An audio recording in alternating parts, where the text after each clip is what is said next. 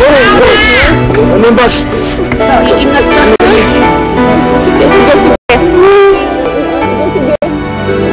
Tama na. Sige. Ikaw, buti ha.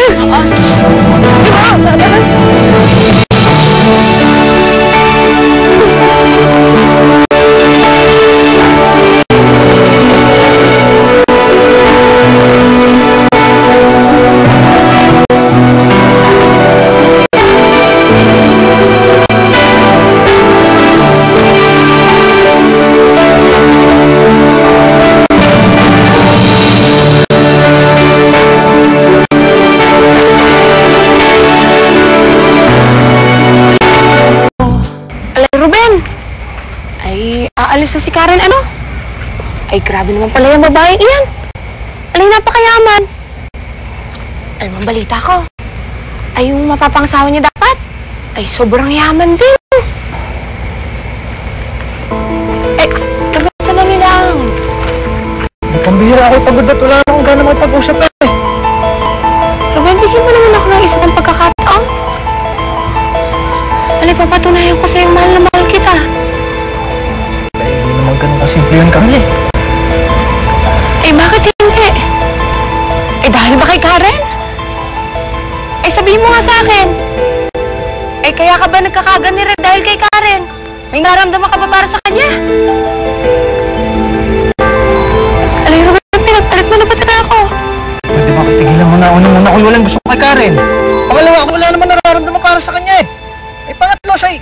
Sinungaling at manloloko. Katulad mo. Karen, tumigil ka na. Hayaan mo na anak mo, Stella. Medyo huwag kang makialam.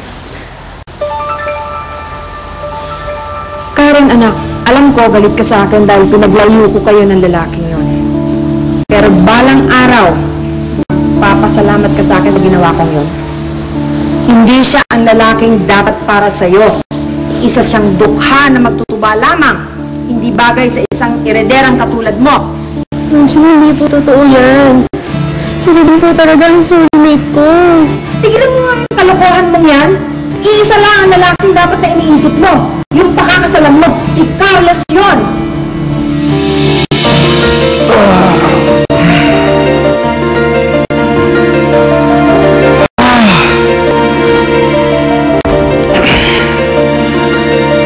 Gusto mo madaling araw Ito na nangyari sa akin. Bakit ba ako makatulog? Hindi naman ako dating ganito Kasi yung lalaking yun. Ito dinadalo si Joanna. Pero man Joanna na to, bakit nagpapadalaw? Parang mas kinampihan niya pa yung gunggong na yun Hindi niya ako pinakilalang fiancé niya. Pa ako nagkakaganito? Ano ba itong nararamdaman ko? Hindi kaya in love ka kay Joanna talaga? Kaya ka nagkakaganyan? No! Hindi huwalis yan. Payong yan. Ito ang walis, Sorry. Nako, tigas ang ulo niyang insider na yan. Sabi ko na, ang payong para sa ulan at saka sa araw. Hindi niwawali. Ay, huwag na huwag na! Away! Joanna! Manang! Joanna! Bakit? Hindi ko mapilit Gusto mo pumasok? Ayan, ayan, Jo!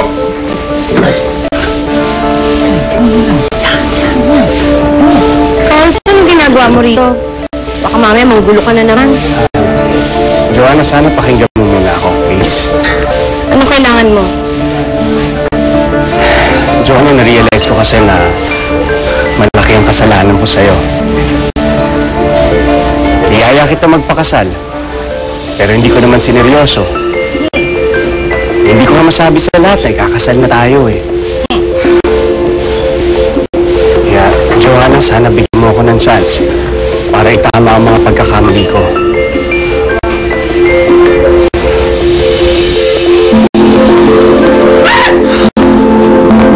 Joanna, ituloy na natin ang kasal.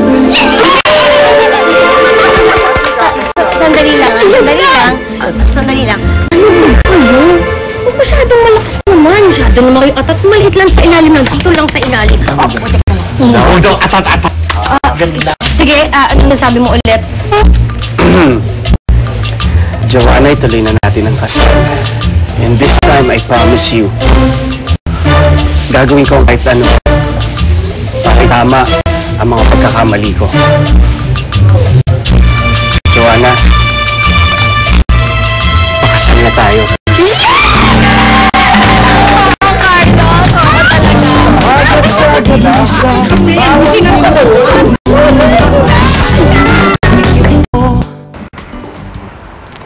Coffee, sir. Thank you. Naku, sir, yung anak niyo, tulog pa po. Ayaw mo muna siya. Pagod pa yun eh. Okay.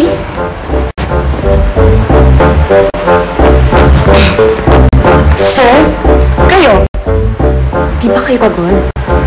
Baka gusto niyo lang masahe? Medyo masakit na yung dito. Talaga, sir? Oo. Saan po? Dito po? Yan, yan, yan. Yan. Talaga. Kakaiba ka mo nila. Magaling talaga. Pero. Opo. Baka isipin mong masyadong abuso ng amo mo. Kaya mong gantihan ko yung kabaitan. Ikaw po at ako mamasahe sa'yo. Talaga, sir? Ako mamasahe sa'yo.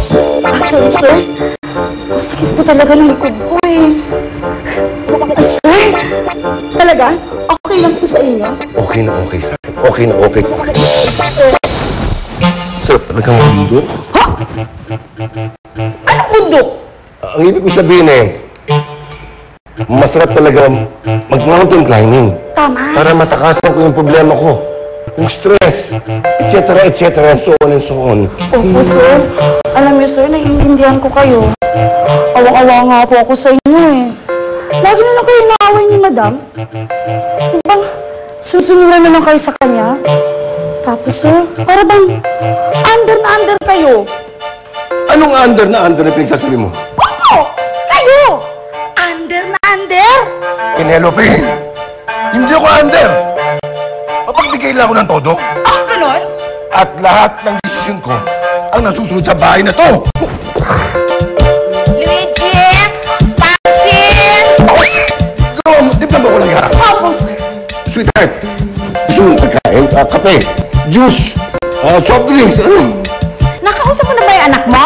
Ha? Napagsabihan mo na ba si Karen? Napaunawa mo na sa kanya kung anong dapat niyang gawin? Sweetheart, kauuwi lang ng bata. Hayaan mo muna na. Ay, hindi! Masyado nang matagal. Kailangan nang makasal sila ni Carlo sa lalong madaling panahon. Sweetheart, baka nakakalimutan mo. Ako ang padre de pamilya sa bahay na to. Tama? At ang desisyon ko na susunod. Naiisip ko, Anong naiisip mo? Ano? naisip ko na tama ka pala. Kailangan talagang makasal kagad si Carlo at saka si Karen. Kat, kung gusto mo may kilala akong judge, tawagan ko na ngayon para makasal kagad sila. Manang? Hanggang ngayon, hindi pa rin makapaniwala. Ikasal na ulit kami ni Carlos. Ako ang hindi makapaniwala kasi nag-work yung plano mo. Akalain mo, na-in love sa'yo si Carlos? Naku! Tingin mo, mahal niya talaga ako? Naman! Ay! Yun ko. Oh, bakit? Naisip ko lang na hanggang ngayon pala, hindi pa alam ni Carlos na hindi ako buntis talaga. Paano na lang kung nalaman niya yung totoo? Eh, baka magalit yun. Ay nako, huwag mo nang isipin yun. Ang mahalaga, ikakasal ka ngayon. Wala nang makakapigil doon. Oh, sweet Jesus! Ikaw ba yan? Hello po, tita. Hello. Karen! Aray ko po. Oh my God! Ikaw ba? Hindi ka isang aparisyon! O ano, Aurora, naniwala ka na? Makikita namin si Karen ko. Tuloy na kasal. Asa nga ba si Carlos? Ang unikuiyo ko? Bakit? May problema ba? Problema? No, of course not. Sit down. Kinokonta ko nga siya pero patay ang telepono. I'm sure may malaking conference. Oh my God. Sabi ko na nga ba eh. Hello? Carlos! Di tumawag ka. I have good news for you. Ma, tsaka na yan. Carlos, importante ito. Mamaya na.